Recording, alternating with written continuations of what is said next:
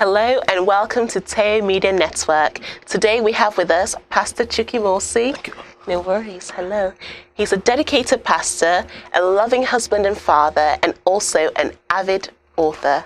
Stay tuned. Come on everybody, put your hands together. It's got to get better. All over the world, listen to these words. People come. Find the praise within your heart. Hold it close. Hello, Pastor Chuki. Good evening. Good evening. How are you today? I'm good. Oh, good. And how's family? Family is good. They're in a good mood while I left them at home. Yes, as always. Thank you. Oh, thank God. Yeah. Before we get started with the questions, we have an icebreaker. Oh dear. Is that okay? Take me on now. Taking What is your favorite color? It should be sky blue. Sky blue? Yeah. Why sky blue?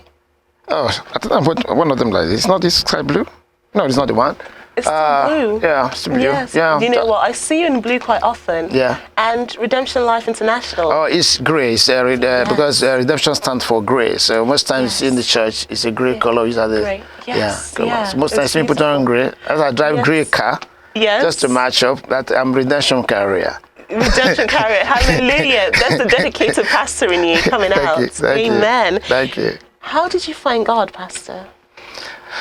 Very interesting question. I found God privileged actually to be in a religious school, which I was not privileged to go because your parents have to belong to the church to be part of that mission school. And because I was raised up in an idol worship home, idolatry home, so.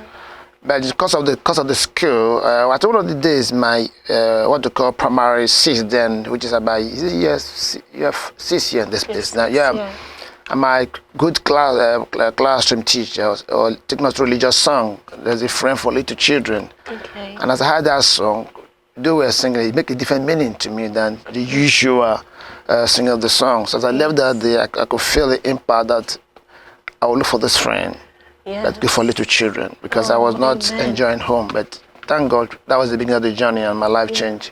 I gave my life to Jesus at that point in my life, and ever since then, over 45 years ago, it's been a journey of a good way. Thank God for that. Hallelujah. Amen. And how did your family relate to that? How? It wasn't quite welcome with my father, who is the only survivor of his parents' 11 children, and he's looking for a way for protection for himself. He found himself in this idolatry through relations that brought him to it. But eventually, seeing me coming to a different kind of faith, we have frictions of persecutions and trials. And if it's this part of the war, it's a child abuse. But for me, it was my training school, which I can't get in Bible school, and it helps me to shape my life, and the effect have kept me going to today. And eventually, everyone came to know Jesus. My father, my mother, brother, my sister. Some of them are doing very wonderfully well in various places in the churches today through the world where they are. So you believe that you finding your faith was able to allow your family as well Completely. to find God? Yeah. Having found my faith changed the entire history of my family. Oh, thank God. Because the history was that, can you imagine my father? He was the only survivor of 9. So it would have become they call generational problems. But when we met Jesus, by his blood, an end of that history. We are all alive today. All my parents' children are alive today. We are alive, and everybody is healthy, married, settled, and everybody doing good in different area of their life. And the joy of it, they are all enjoying God. Their children, grandchildren, great-grandchildren of my mother, they're all doing serving, they're all in the church. So I'm grateful to God for that, giving me that privilege. I can see it as a privilege, to come to know Jesus. But also I'm thankful that what I went through helped to shape the family. Actually, when I was coming today, I was just taking a little look of me. I said, my mother who is still alive, my father has left a few years ago. My younger ones were now, his siblings looking up to me, the grandchildren, great-grandchildren, my children, my grandchildren, all looking up to me. I said, God, thank you for having helped me thus far. I know I will keep this faith that I brought, not just my family, because by the virtue of God I've done, my relation who never believed in God those days, together they have come to know God. But what surprised me, my cousin was many years ago to do a medical exam. She's now working in Australia. And one day she looked up to me while she was sitting with me and said, Uncle, thank you. I said, for what? all you went through when you're going through, we had it in our homes. But because you stood, we have come to know the light. Wow. And that was enough for tears for me, for the entire generation of families. We all just turned around overnight to serve God. And God has been so faithful, keeping each one of us. I'm grateful to God, actually. I wouldn't have, if there was nothing, if I asked myself, which I said to you people in the church, if I wake up tomorrow morning, God said there's no more heaven, I will not stop serving Him. That's all. Because the benefit I've received knowing Him is enough. Yes. That the heaven is even like a top up for me. I'm Amen. grateful. Yes. I'm grateful because I'm not someone who is here thinking about what's happening at home, where I came from, my young one. Wherever they are serving God. That's enough for me. So if God, because God said, my children, son, there's no heaven, doesn't exist at all. I say, I will still serve you. I'm grateful because the benefit thus far is outweighed in my imaginations. Yes. I'm grateful to God. Thank you. Oh, thank God. Yeah. So that Thank you. peace now rests in your family. I think when people say they're looking for peace, I don't look for peace. I sleep very well. There's nothing that robs me one single day of my sleep because I know whatever other people are, they are at peace with God. So I sleep peacefully every single day, no matter the weight of the load I have over me.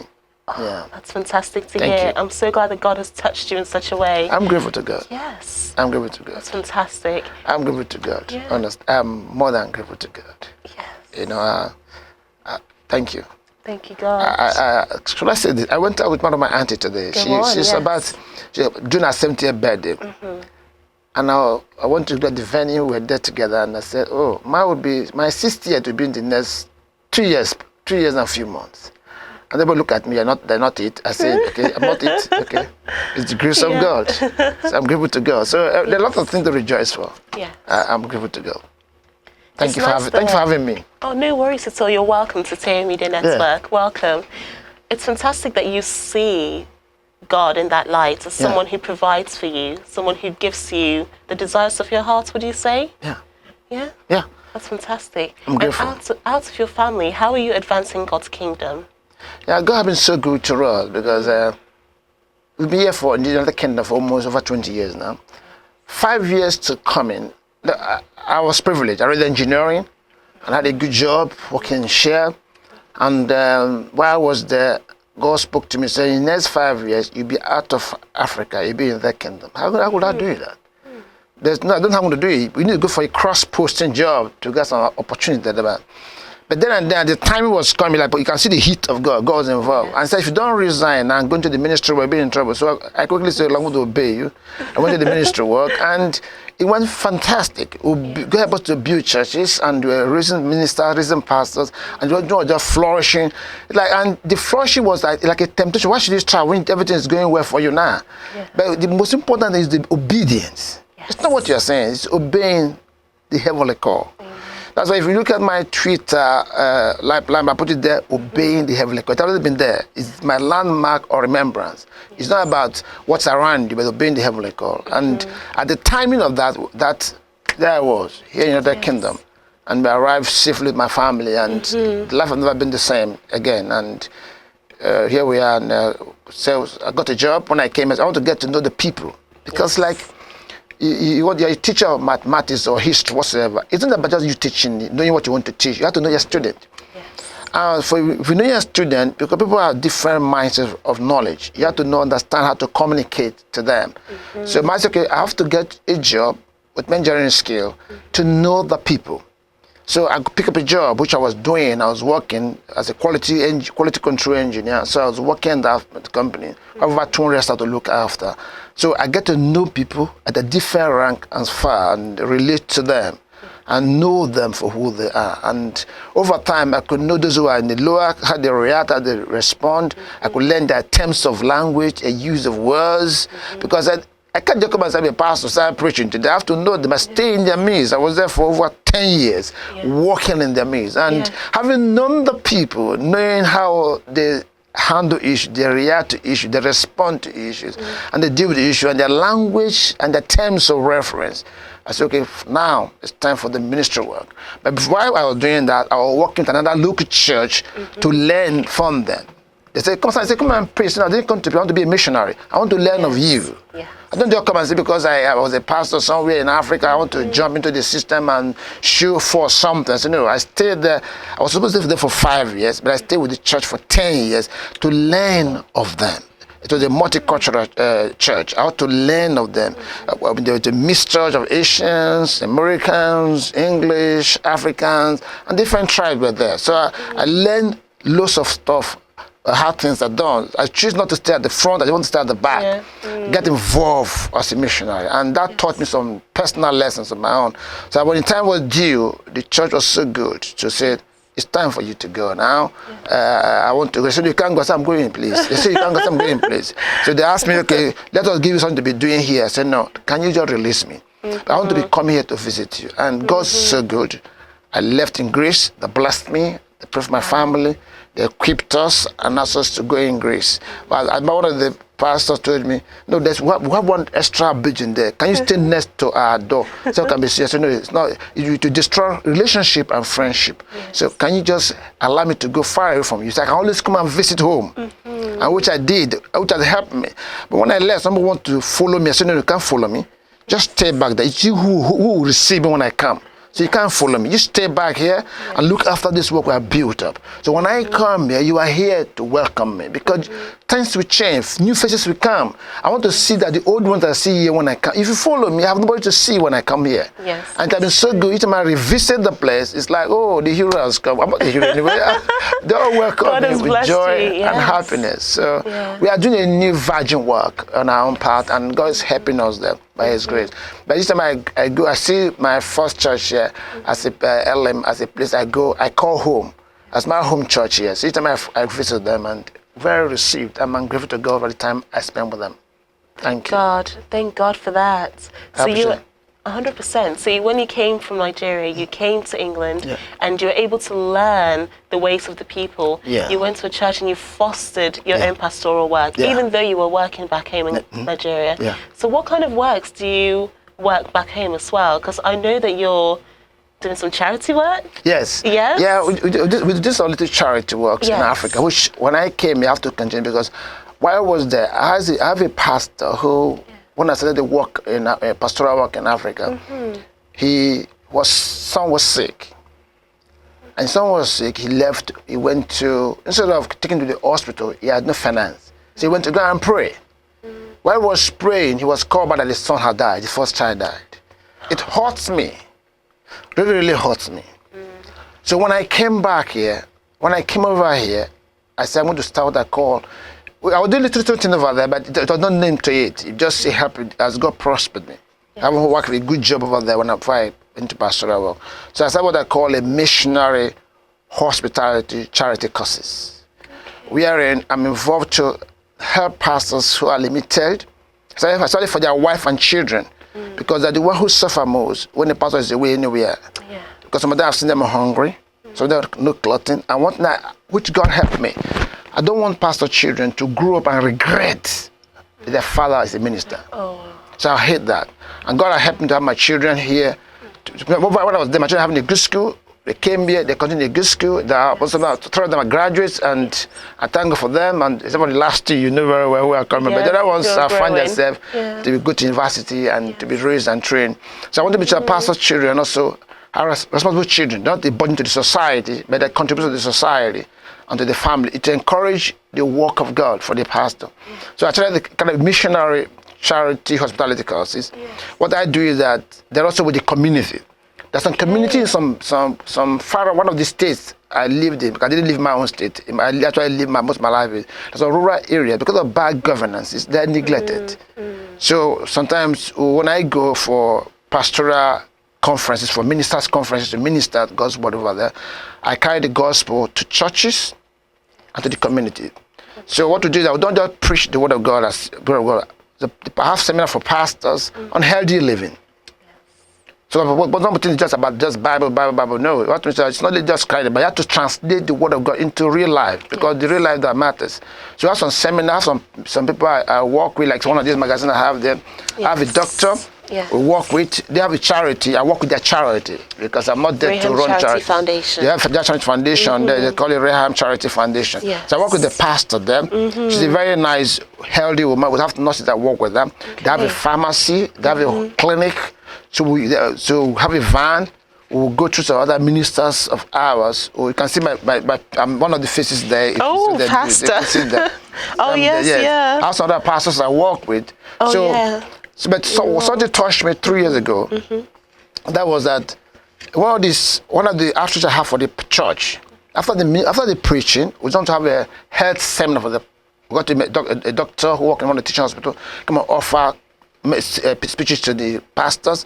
Basically, they should come and do some tests, which I have to pay for, which I did pay. This is my doctor. They came, they did a little check. But one of the pastors didn't come that morning. She only came to the evening seminar. And because she heard what was God, she said, can you please come to my church next year if you come? And I want you to please preach to our church. I said, okay, I'd love to come. If you're a senior pastor, I allow that. I'm free. I have to ask for the permission. I don't just come into people's places to come there. And she said, could I be fine? They agreed. I said, fine. But because she didn't come for that program, not knowing that she had a health issue, which she has been covering. I was still in the capital, about to fly back to the United Kingdom. I received a phone call. That day we were doing the test. I know that was about 3-4 weeks before the issue was partake in that test we were doing for people. It might have been detailed out. And because to do the test help them that they can't go to the hospital and start paying for a card, which costs money. Then the medical check is free, we offer to them. The only thing we cannot offer precisely is the medication they need. We can give you prescriptions, you can go and buy it in the qualified pharmacy shop and it will help them. Yes. But she was not there in that meeting. And while I was there, like she was ill, before we could say what's happening, she passed on. If eventually she was there, it wouldn't happen. And 2 years ago, so I traveled to one of the communities because we do eye tests.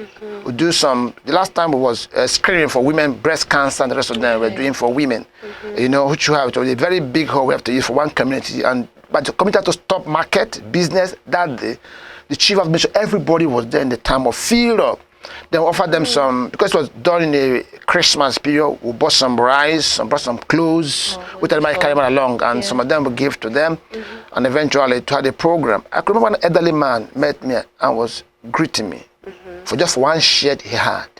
I was crying. I said, I remember my father. I said, please. I said, don't kneel for me. Please stand up. He was saying, I've got a Christmas clothes. I was really shocked by that man. And we have not enough for everybody to help them. And eventually, we share love to them, share rice, do medical screening for women. There should be over 300 women. We did a breast cancer screening for each one of them, one by one. God. We were there for two whole days, no, 3 whole days, Friday, Saturday, and Sunday, to help those community see health, have it free. And which we did for them, and eventually it went very well. Yes. And it was very fortunate for me because it was a very bad right area. There was no water to drink. I fell ill. I was hospitalized. I'm glad I have health insurance in this country. Yes. They were to fly me back. Yes, I was hospitalized for 6 days in the hospital as a result of that effect. And because the vehicle we were using broke down, we lost it now. So I'm going back by August, God willing, trying to raise about £10,000 to buy a new projector, and also I bought them laptops already. Then buy a new van for our mission work, and take care of the health center we use for people who are, so women come for delivery. We don't have the means to do that because government is not giving facility for them. So we have a facility for free delivery, but we could need to just like replace B to rebuild the place for them, and little pharmacy for some simple medication they can have off counter. To buy them for them. So we're looking forward to God to help us before August to raise £10,000. That's enough for us to buy a little minivan and take care of some few things for us. But it's good. Fantastic. I'm glad. Thank you. No worries. So in order to contact you about the charity work, do we contact the Raham? Raham, that's the direct address for them, because I like to keep myself out of fund, out of money, because I like being safe as a pastor. That's so true. they're able to contact about. But what I'm drafting later to attach to this, which people, if you want to directly contact me, I can relate to you what's happening. They can contact them. Hopefully, because I'm working on a new book that should be out by August, when we're launching the book, I will use that opportunity to show more light in April about using the book as because part of what I used to raise some fund. When I launched my books, to raise some fund, I helped in my own charity work to assist in the work. So we'll do more of that and talk about Barreham Foundation. That's fantastic. You've Thank you. already led me straight onto the subject Oh, about you dear. being an author. Thank you. In fact, we have two of Pastor Chuki's books here. We've got The Realm of Revelation, and we also have Being Established in the Faith. Pastor, what got you into writing? Yeah, great questions. Yes. Thank you. As a student, I find the only way, there's some questions I need to ask in the church. I couldn't get answers as a young, knowing my background in faith. Some question that's not happening in the home. I want to find out what's the difference. Because I find that some my relations there were in the church, but they still doing the idol worship that my father was doing. So I couldn't know the difference. This is a part of the game, part of the Christian faith. I wanted to find what is the difference. So some people I met in the church couldn't answer some of the questions I needed. So the only way was to read. So I became an added reader. And the reading of the Bible, along with other books, helped to emancipate me. It brought me out of my shell to know the truth from the facts. Yes, and I can testify to that as well. Sorry to cut you off, Pastor. Yeah. I have seen Pastor's library, and it's floor to ceiling, filled with books upon book upon book. Honestly, it's a fantastic Thank you. treasure to have. Oh, I can testify to that. He's an avid reader. Thank you. So I have to read wide. And also, having known God, it's not about reading the Bible. You have to relate it to life. And if I'm going to be a pastor, you may have lawyers in the church. You may have women in the church. You have daughters in the church. All kind of people in the church. Laymen, educated men. So you have to have a different knowledge of every part of life. I may not be a specialist in them, but have an idea. If a doctor is talking, have an element of what he's talking about. If a lawyer is talking, you understand their terminology or language. If a nurse is talking, or if a farmer is talking, you have an idea. Or if a woman is talking, a woman issue, you have an idea of women issue, women health issue. Actually, one of my first is the word of a woman. I have to read that book to get married. Because if you don't know the value of a woman, if you don't know the purpose of a thing, you abuse it. Hey. So I want to have knowledge, not to abuse whatever I want to do. So I read wide. So I haven't read wide, and I discovered that in the course of my work, I have an apostolic work to do. And that means I have to shape a generation with a direction of travel. And that means I have to write books to explain that direction of travel. So while I'm pastoring a church, I'm creating an apostolic direction of travel. So usually, the church is there as a pastor, but as a minister, which is me as a person, as a minister, I have to create an avenue. And that means I have to write those information for people to read, to know, why do I do what I do? Why do I say what I say? Why do I think the way I think? So I start writing the books. And so far, I've written 5, but we've published over 70 teaching magazines of various sorts have been published. And also run over 200 Bible study outlines we've published. Some of them today they use in Africa. Actually, as of yesterday, this morning, I was talking to a pastor. This is a teaching magazine which we publish every month. They want to, because I find that the cost of producing it and transporting it to Africa is costing so much with a little revenue. So what I do now is that we have got a contact of a printing company that right now will send them a set profile format of this. And when they receive it, they now print it over that, a lower cost of production, easy for them to distribute. Because every time, each time people are telling me online, please can you send us a magazine, send us a magazine. Yesterday, 2 days ago, I was able to send some to India. So we sent some books, some magazines to India. It's one of our outreach programs. Because of the coronavirus, I can't travel there. They wanted me to come down. That I can't come there. Even the government will not allow me to travel there. So I have to respect the law of the land for guidance. So I can't come for their conference program. They want me to come and preach. So what I did is I send them books, I send them magazines, and send them materials to help them over there, so which I have done. But what happened in Africa, what I'm doing, I'm sending them the PDF profile of this. So they print it over there. It costs them less, they're easily accessible. So as every month we produce the teaching magazines, they use that as a way to help them. But when I travel, the Bible study we produce over here, they receive them to help them to build their churches. So that's what we do in the area of publication of books and materials. Hopefully by by April, we have a book. It's titled "Being Divinely Led of God." One of my what I spend energy to produce.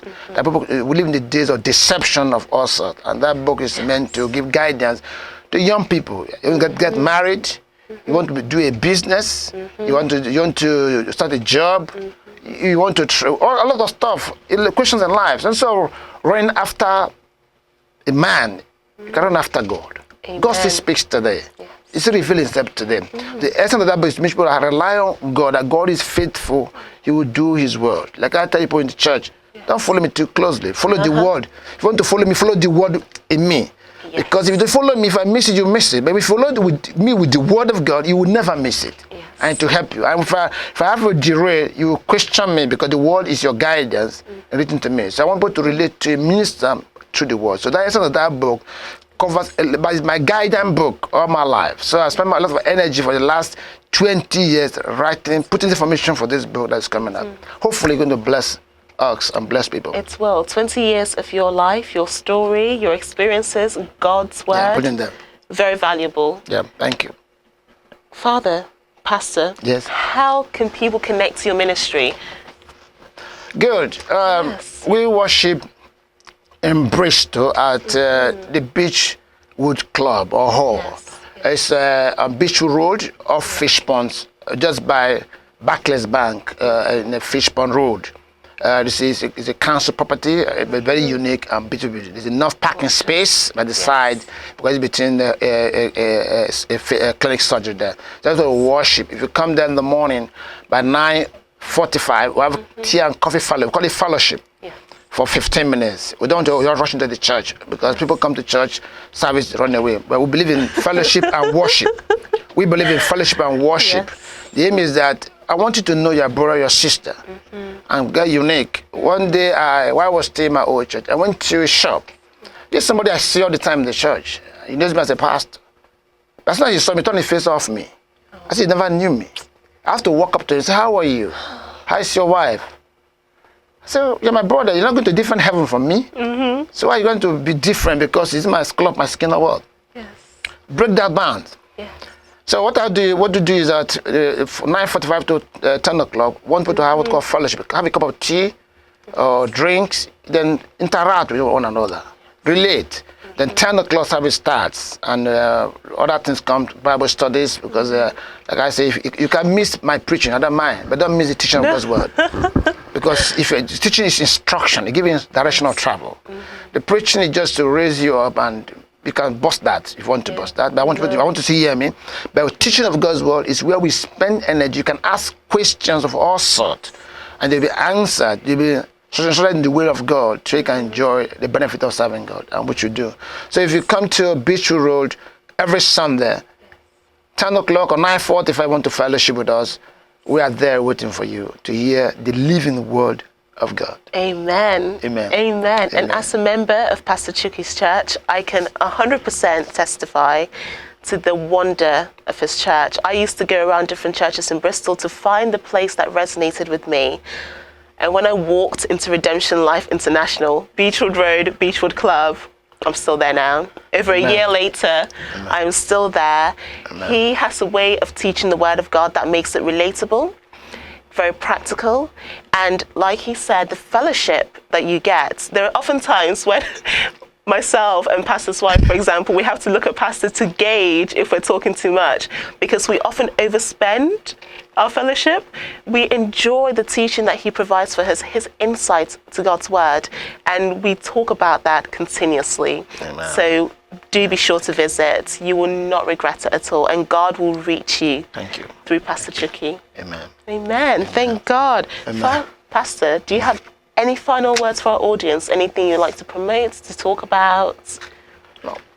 One or two things I would like to say. First of all, thank you for receiving me. It's a great privilege to be here in this studio to enjoy what you're doing. And I want to encourage you, please never give up. It pays to serve the Lord. Like I said at the beginning, I say, even if there's no heaven, the reward on earth serving God is beyond imagination. For me, I find peace that I can't buy with money. And I've seen God change people's life. I mean life. I know what crisis look like. I've been there, but I know that God's work can change people's life. All I'm going to say today is that those who are listening, please get to the Word of God. I will leave you with this one scripture. It's now the book of Isaiah, chapter 8, verse 20.